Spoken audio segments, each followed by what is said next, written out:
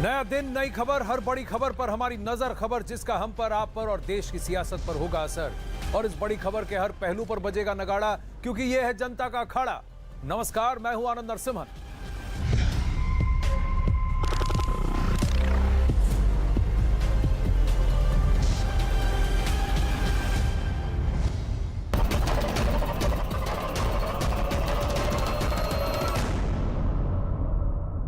दिल्ली से कश्मीर तक आतंक पर ऑपरेशन ऑल आउट, आज इसी पर गड़ेंगे नजर, बनाए रखेंगे और बताएंगे आपको सारी खबर। सबसे पहले बड़ी खबर दिल्ली से।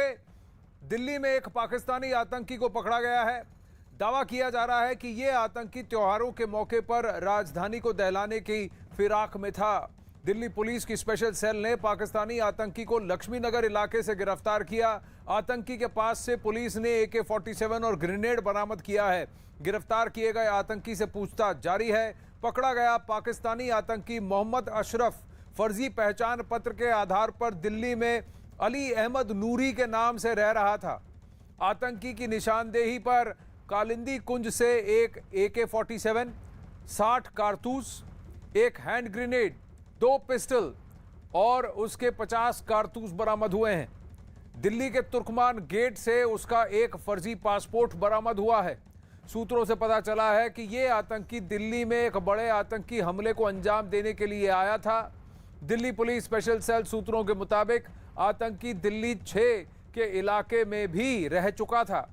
स्पेशल सेल के अधिकारी उससे दिल्ली 6 के इलाके की पूरी जानकारी इकट्ठा कर रहे हैं, ताकि आतंकी अशरफ कितनी बार दिल्ली 6 की तरफ गया, क्या अभी हाल में ही उसकी मूवमेंट वहां पर थी और वहां पर वो किसके संपर्क में था, उसकी जानकारी जुटाई जा रही है।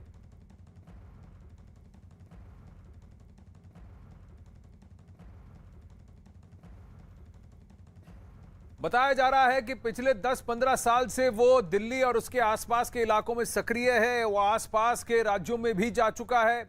ये स्लीपर सेल का सरगना बताया जा रहा है। इसके इर्द गिर्द इसके साथ कितने लोग कांटेक्ट में थे, कितने लोग इसके स्लीपर सेल से जुड़े हुए हैं, इस सब की भी पड़ताल की जा रही है। और कौन कौन से लोकेशंस की रेकी की गई थी और त्योहारों में दहशत का एक माहौल करने के लिए किस तरह के कारनामे को अंजाम देने की फिराक में था ये, और इसके साथी कहां कहां पर हैं, इस सब की पड़ताल अभी जारी है।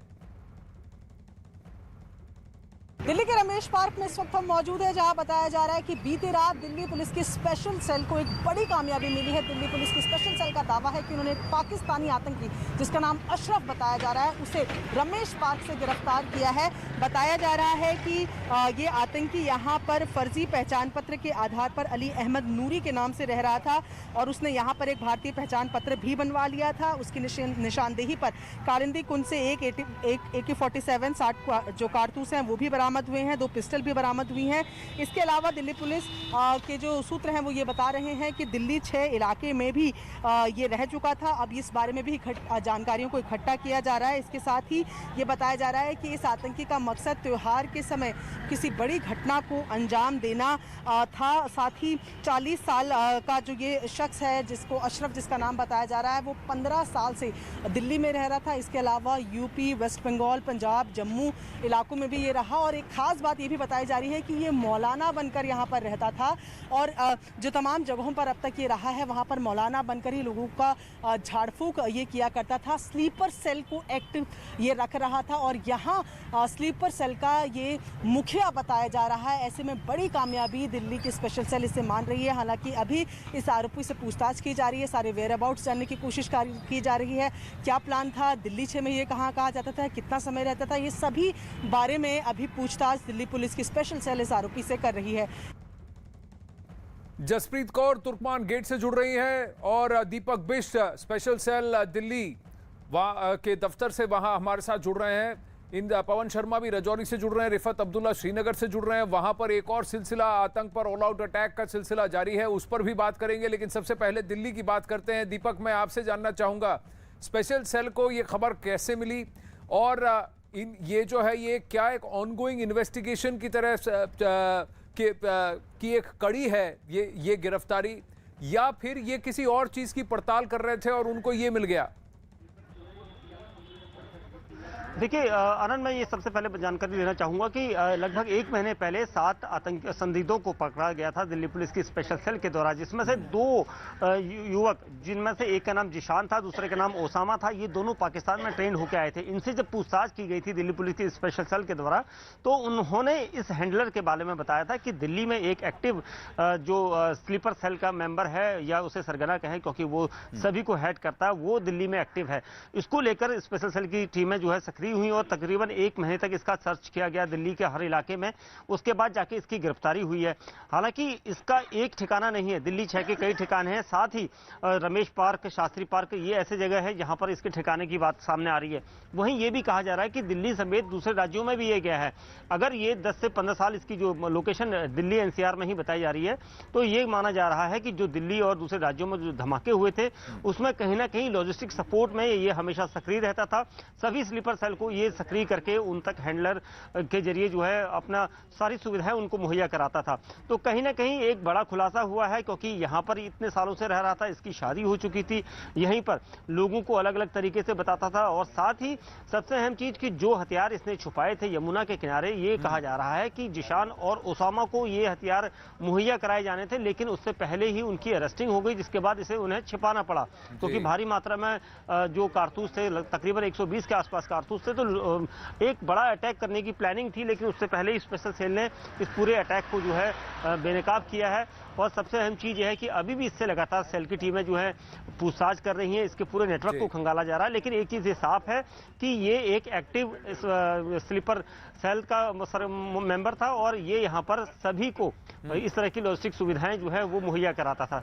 इससे आगे की पूछताछ भी की जा रही है। दीपक बने रहिए मेरे साथ। जसप्रीत, आप तुर्कमान गेट पर हैं, आप जहां हैं वहां से कितनी दूर पर इसका घर है जहां से इसकी पासपोर्ट की बरामदगी हुई है, जो कि इंडियन पासपोर्ट है? ये इसने कहां से बनवाया? देखिए, इस चीज का सबसे अहम चीज है कि इसकी जो है पूछताछ की जा रही है, क्योंकि दीपक मैं जरा जसप्रीत से पूछता हूँ, जसप्रीत से पूछकर फिर मैं वापस आपकी ओर आता हूँ। जी जसप्रीत। जी आनंद, अपना सवाल पूरा कीजिए क्योंकि मैं आपको सुन नहीं पाऊंगी। उसके बाद ये तुर्कमान गेट पर आप जहां हैं वहां से कितनी दूर उसका घर है जहां से पासपोर्ट बरामद हुआ? देखिए, अभी ये कड़ियां तलाशने की कोशिश है कि यहाँ पर, क्योंकि गिरफ्तारी तो लक्ष्मी नगर से हुई है, लेकिन तुर्कमान गेट से उसका फर्जी पासपोर्ट मिला है और वो इस इलाके में रहा था। दिल्ली 6 का ये वो इलाका है जहाँ से वो किन किन लोगों के संपर्क में आया। और आनंद, जो आपका सवाल था, इसमें ये कड़ियां तलाशी जाएगी अब, जब से कुछ देर बाद अब प्रेस कॉन्फ्रेंस होगी कि किन किन लोगों के संपर्क में था, लेकिन ये कहाँ पर रह रहा था, ये अपना हुलिया बदल करके रह रहा था। ये देखिए, जो यहाँ पर भीड़ भाड़ वाला इलाका है ये तुर्कमान गेट है और इसी इलाके में वो रहा था। पिछले 15 सालों से वो दिल्ली में रह रहा था, लेकिन हाल के दिनों में क्या तुर्कमान गेट में उसकी मूवमेंट थी, क्या वो यहाँ के लोकल लोगों के संपर्क में आया? और देखिए, अहम गिरफ्तारियां इसके बाद हो सकती है, क्योंकि इसकी जो कोशिश थी आनंद, वो वुल्फ अटैक की थी, यानी कि भेड़िए की तरह अटैक करना। ये एक ऐसा, इसमें आतंकी इसका इस्तेमाल करते हैं जिसमें आतंकी अकेला जाता है और कोशिश होती है कि ज्यादा से ज्यादा लोगों का खून बहाया जाए, यानी कि भीड़ भाड़ वाले इलाके में जाकर के लोगों को निशाना बनाना था और छोटे हथियारों का इसमें इस्तेमाल होता है। ये जानकारी दिल्ली पुलिस की स्पेशल सेल को लगभग 1 महीने पहले मिली थी। और जैसा कि हमारे सहयोगी दीपक बता रहे थे कि जो 1 महीने पहले जसप्रीत, यही सवाल मैं अब दीपक के पास लेकर जाता हूं। दीपक, एक बात बताइए, स्पेशल सेल के दफ्तर के बाहर आप हैं, ये जो व्यक्ति है ये स्लीपर सेल का सरगना बताया जा रहा है, लेकिन जैसे कश्मीर में कहा जाता है OGW, ओवरग्राउंड वर्कर, जो कि लॉजिस्टिक्स फैसिलिटेशन का काम करते हैं, और कहीं ना कहीं क्या ये रेडिकलाइजेशन का भी काम कर रहा था, रिक्रूटमेंट का भी काम कर रहा था?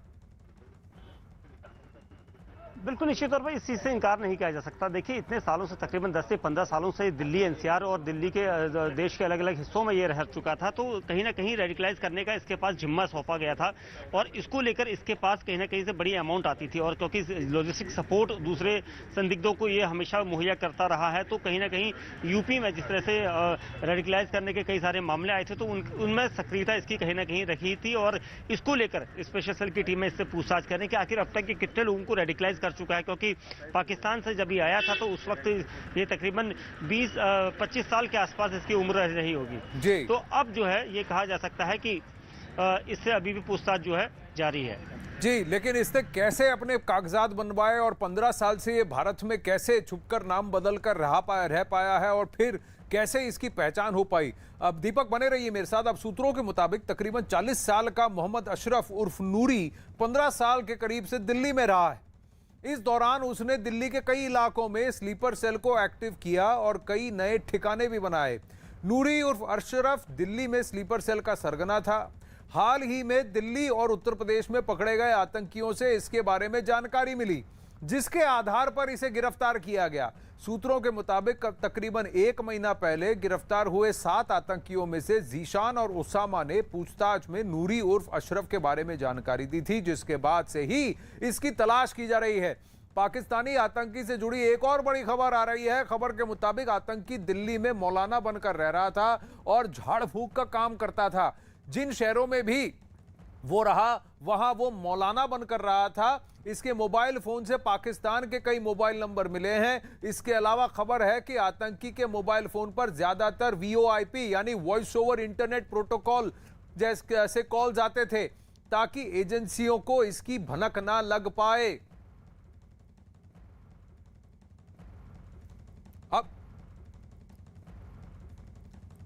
अब रक्षा विशेषज्ञ विनोद दत्ता भी हमारे साथ जुड़ रहे हैं। बहुत सारी डिटेल्स निकल कर आ रही हैं, कहीं ना कहीं सारे तार एक दूसरे से जुड़ते हुए आ रहे हैं विनोद दत्ता जी। और ये लोग जो हैं सिर्फ आतंक ही नहीं, दहशत का माहौल ही नहीं, सोशल इंटरेस्ट में भी सक्रिय हो सकते हैं। ये जो स्लीपर सेल्स को इनको एक्टिवेट कर रहा था, रिक्रूट कर रहा था, इनको अलग अलग मोडस भी दिया गया हो सकता है। कई सारे जो दिल्ली में जिस तरह के हमने देखे हैं, सोशल अनरेस्ट का माहौल देखा है, उसमें भी इनकी भूमिका हो सकती है।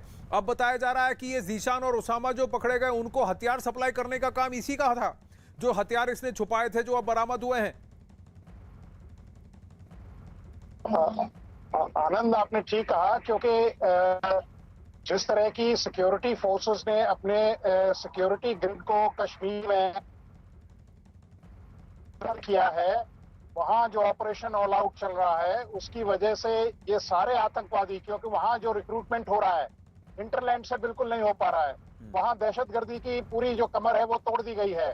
तो ये लोग अब जितनी भी तंजीम है, चाहे वो TRF हो, चाहे वो जैश हो, चाहे LED हो, वो अब अपने जो रिक्रूटमेंट है उसकी जो मुहिम है वो ऐसे जगह पे ले जाएंगे, खासकर दिल्ली हो गया या वेस्टर्न यूपी हो गया या बंगाल हो गया, या ऐसे स्टेट्स में ले जाएंगे जहां जो सिक्योरिटी फोर्सेस हैं उनकी नजर उन पे कम रहे, और यहाँ से ये रिक्रूटमेंट करके, और यहाँ से क्योंकि इनको भी अपने जो टारगेट्स हैं वो पूरे करके देने होते हैं, अपने जो आका उनके बैठे हुए हैं पाकिस्तान में। तो आप ये देखिए, क्योंकि कश्मीर में जो एक परसेप्टेबल चेंज दिखाई दिया आनंद, वो ये है कि वहां जितने ऑपरेशन हो रहे हैं वो सब ह्यूमन इंटेलिजेंस पे हो रहे हैं जी। तो ये बिल्कुल साफ और वाजे करती है कि वहां की जो आवाम है वो अब इनके साथ नहीं है। ये तो बिल्कुल बंदूक दिखा के या बंदूक थमा के उनको बरगला रहे हैं, या उनको गुमराह कर रहे हैं, या उनको दरबदर कर रहे हैं।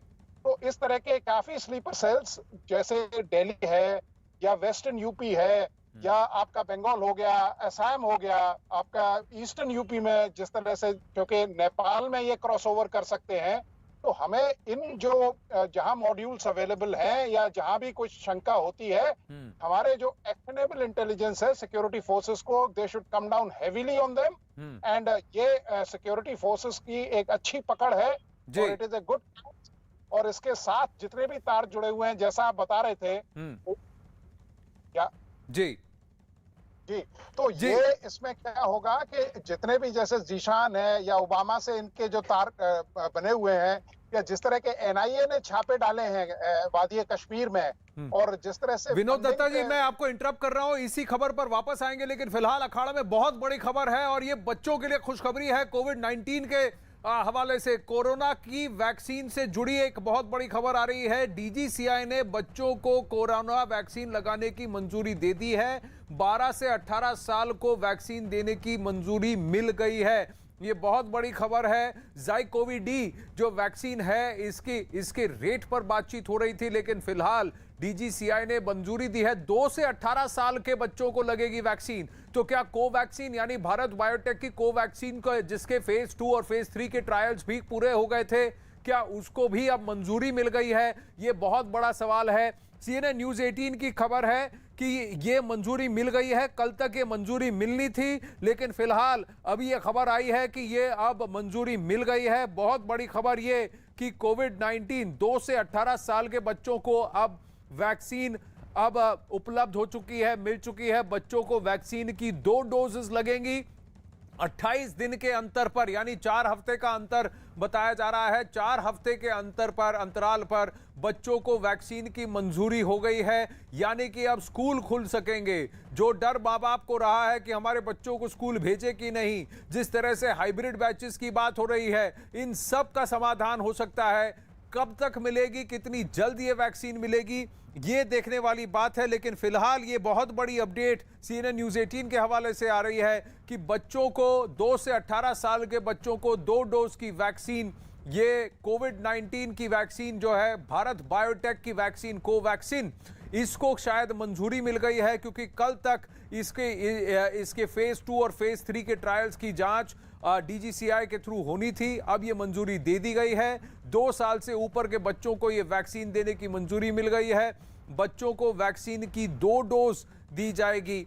अब ये बहुत बड़ी खुशखबरी इस वक्त आई है। CNN न्यूज 18 की खबर है कि कोवैक्सिन, भारत बायोटेक की कोवैक्सिन फॉर जूनियर्स, बच्चों को जो ये वैक्सीन लगनी है, इसको अब मंजूरी मिल गई है। कल शाम तक इसकी रिव्यू होनी थी। फेज 2 और फेज 3 के ट्रायल्स के बाद इसको संज्ञान में लेकर अप्रूवल की बात होनी थी। लेकिन बहुत बड़ी खुशखबरी ये कि त्योहार के सीजन से पहले जब बच्चों के स्कूल खुलने लगे हैं और हाइब्रिड सिस्टम चल रहा है, यानी कि 2 दिन क्लास होता है और बाकी ऑनलाइन क्लासेस होते हैं, बैचेस में होते हैं, एक साथ बच्चों को स्कूल नहीं लाया जाता। शायद अब इस सब से पार पाने का एक सोल्यूशन आ चुका है कि 28 दिन के अंतराल में 2 डोज लगेंगी। कब से ये डोसेस उपलब्ध होंगी, कब से इनको ये डोसेस लगाई जा सकती हैं, इस पर डिटेल्स अभी तक नहीं आई है। लेकिन हाँ, DGCI ने वैक्सीन को मंजूरी दे दी है। DGCI के वैक्सीन को मंजूरी देने के बाद कब तक ये मार्केट में आएंगी, कब तक फाइनल अप्रूवल हो जाएगा और इसकी टाइमलाइंस क्या है, इन डिटेल्स के लिए हम अभी भी वेट कर रहे हैं। लेकिन फिलहाल इस वक्त ये बहुत बड़ा अपडेट ये है कि बच्चों के लिए एक नहीं, अब शायद जल्द ही 2 वैक्सीन होंगी। ZyCoV-D जो कि 12 से 18 साल के बच्चों को लगना था, उनको उस पर अभी भी, क्योंकि वो बहुत महंगी वैक्सीन है, तो उसकी रेट्स पर अभी भी बातचीत चल रही है मैन्युफैक्चरर के साथ कि इसको आप कम कीजिए। उसमें बच्चों को 3 डोसेस लगनी है, दोनों हाथ में, दोनों बाजू में 1 डोज में 2 शॉट्स लगेंगी। लेकिन ये कोवैक्सिन जो है वो सिर्फ 2 डोज है, वो टीका है, इंजेक्शन है। एक पहला डोज लगने के बाद 4 हफ्ते के अंतराल में, यानी 28 दिन के अंतराल में दूसरा डोज लगेगा। विक्रांत यादव जुड़ रहे हैं। विक्रांत, बहुत बड़ी राहत वाली खबर, खुशखबरी कि कोवैक्सिन यानी भारत बायोटेक की कोवैक्सिन को शायद मंजूरी मिल गई है। देखिए, बिल्कुल एक बड़ी खबर है, क्योंकि पूरा देश इसका इंतजार कर रहा था और लोगों में भी एक बड़ी चिंता थी कि बच्चों के लिए वैक्सीन कब आएगी। तो उन लोगों के लिए एक बड़ी खबर है, अच्छी खबर है। सब्जेक्ट एक्सपर्ट कमेटी, जिसे SCC के नाम से भी जानते हैं, उसने अपनी रिकमेंडेशन DCGI को भेज दी है और ये पहली वैक्सीन होगी बच्चों की जो बच्चों को दी जाएगी। तो 18 साल तक के बच्चों को ये वैक्सीन लगाई जाएगी और इसमें 28 दिन का गैप होगा, यानी 4 हफ्ते का गैप रहेगा। पहली डोज दिए जाने के बाद दूसरी जो वैक्सीन की डोज दी जाएगी वो 28 दिन के बाद होगी और 2 साल से लेकर के 18 साल की उम्र तक, यानी कि नाबालिग बच्चों में इस वैक्सीन को लगाया जा सकेगा। निश्चित तौर पर एक बहुत बड़ी खबर और बहुत ही इंतजार इस खबर का किया जा रहा था कि आखिर कब इसको मंजूरी मिलेगी। तो अब ये खबर सामने आ गई है और अब ये कोशिश होगी सरकार की कि जल्द से जल्द ये बच्चों की वैक्सीन की प्रक्रिया भी शुरू की जाए, क्योंकि लगातार माँ बाप भी इस बात का इंतजार कर रहे हैं कि लंबे समय से जो बच्चों के स्कूल और बाकी चीजों को भी इसी लिए कंट्रोल किया गया थोड़ा कि बाकी चीजें खुल गई हैं, लेकिन बच्चों को अभी भी सावधान रखा जा रहा है, उनको अभी वैक्सीन नहीं दी जा सकी थी। तो इसलिए एक बड़ी कामयाबी और एक बड़ा इंतजार खत्म होगा, क्योंकि लोग, जनता भी इस बात का बड़ा इंतजार कर रही थी और सरकार की भी कोशिश थी कि जल्द से जल्द ये बच्चों की वैक्सीन को शुरुआत किया जा सके। और डिटेल्स आ रहे हैं विक्रांत, ये SEC की तरफ से DCGI को, यानी सब्जेक्ट एक्सपर्ट कमेटी की तरफ से DCGI को रिकमेंडेशन है, लेकिन ये कुछ शर्तों पर है कि मार्केट ऑथराइजेशन जो है ये 4 शर्तों पर है। इसको पीडियाट्रिक कोवैक्सिन कहा जा रहा है, पीडियाट्रिक कोवैक्सिन यानी कि बच्चों के लिए कोवैक्सिन। इसमें कहा है कि ये जो जांच, जो स्टडी रिसर्च चल रहा है, वो क्लिनिकल ट्रायल प्रोटोकॉल के हिसाब से वो जांच, वो जो स्टडीज हैं वो कंटिन्यू होनी चाहिए। दूसरा, कि भारत बायोटेक को अपडेटेड प्रिस्क्राइबिंग इंफॉर्मेशन और पैकेज इंसर्ट, यानी कि ये प्रोडक्ट की कैरेक्टरिस्टिक्स क्या है और फैक्ट शीट क्या है, ये बताते रहना पड़ेगा। भारत बायोटेक को सेफ्टी डेटा जो है, यानी AEFI और AESI का जो ड्यू एनालिसिस हर 15 दिन में पहले 2 महीने के लिए भेजना पड़ेगा और उसके बाद हर महीने ये अपडेट भेजना पड़ेगा drugs and clinical trials rule 2019 के तहत। और इसका एक रिस्क मैनेजमेंट प्लान भी भारत बायोटेक को देना पड़ेगा, जिसका अगर ये सारी शर्तों को वो पालन करता है, अनुपालन करता है भारत बायोटेक, तो फिर इन शर्तों के बिना पर इनको 18 साल से कम उम्र के बच्चों के लिए इस वैक्सीन को लगाने की इजाजत है, इसको मार्केट में ले जाने की इजाजत है।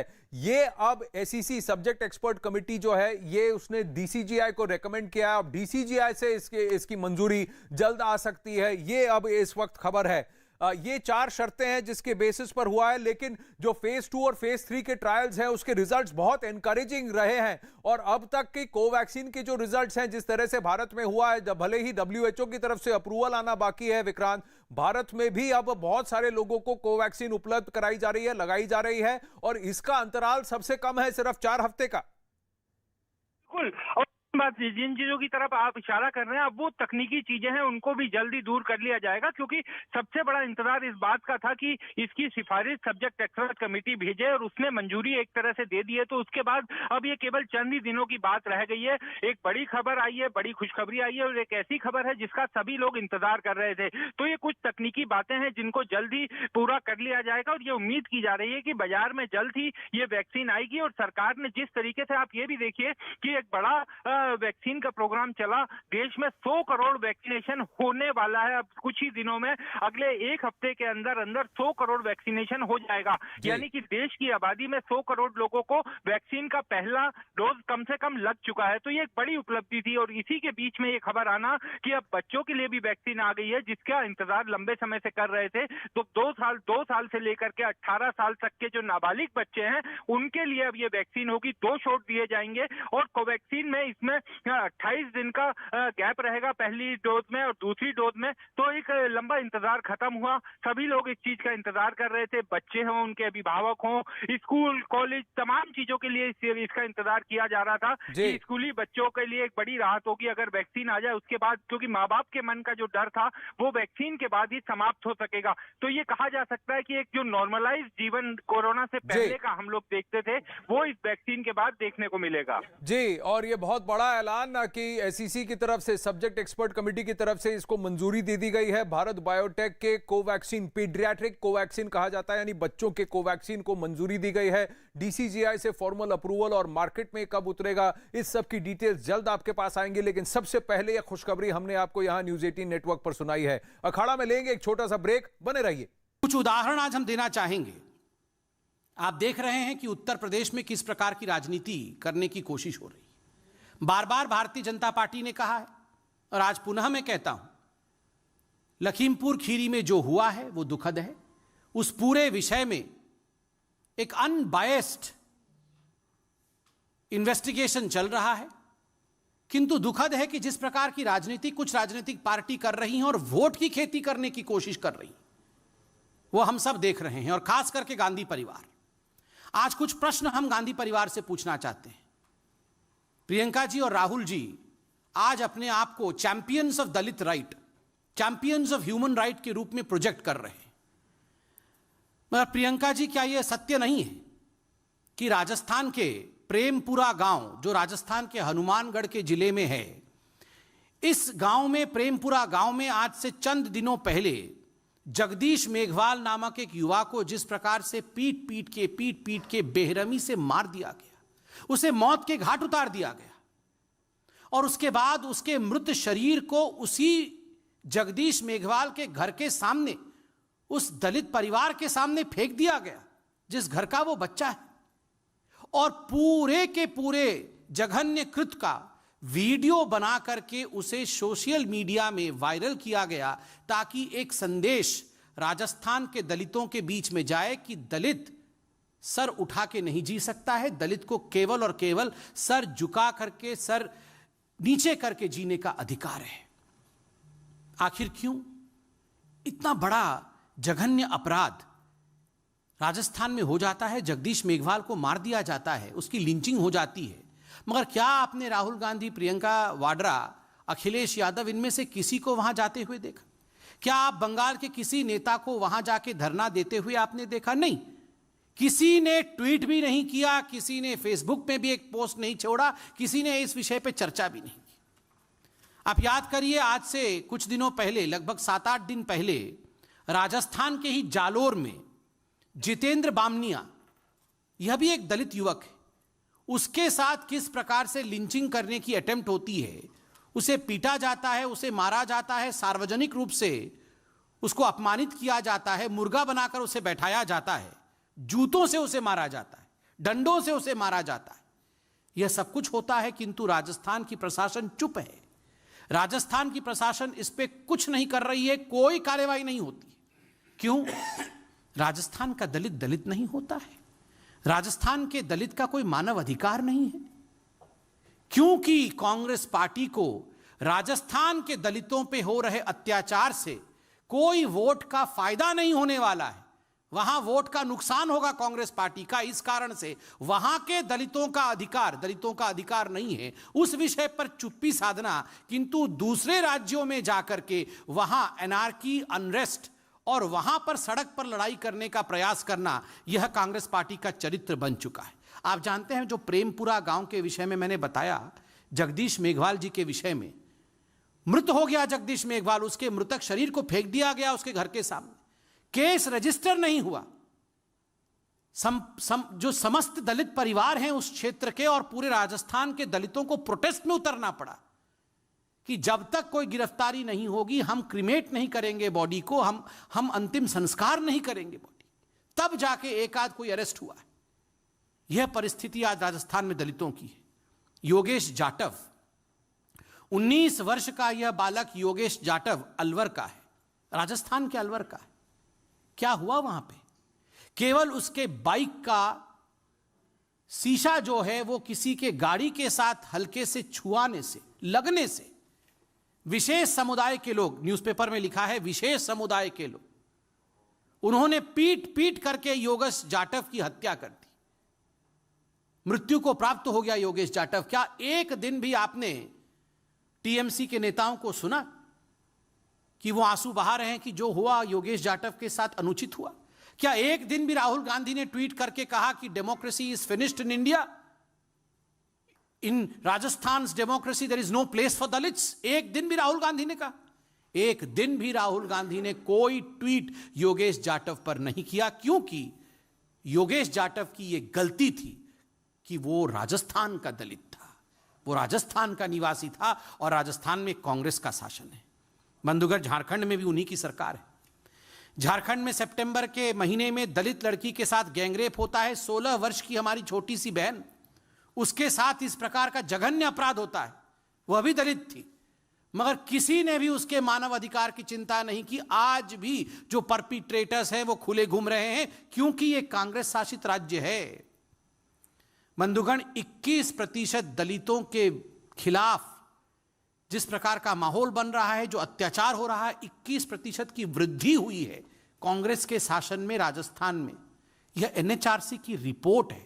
उसके बावजूद आज कांग्रेस टस से मस नहीं हो रही है अपने राज्यों में जो अत्याचार हो रहे हैं।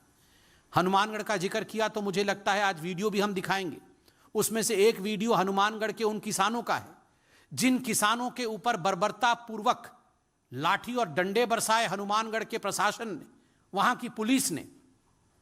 कारण सिर्फ इतना था कि हनुमानगढ़ के ये बेचारे किसान अपने अधिकार के लिए, अपने अन्न की खरीदी के लिए कलेक्ट्रेट के सामने प्रदर्शन कर रहे थे। क्यों राहुल गांधी जी, ये प्रदर्शन करना मना है क्या?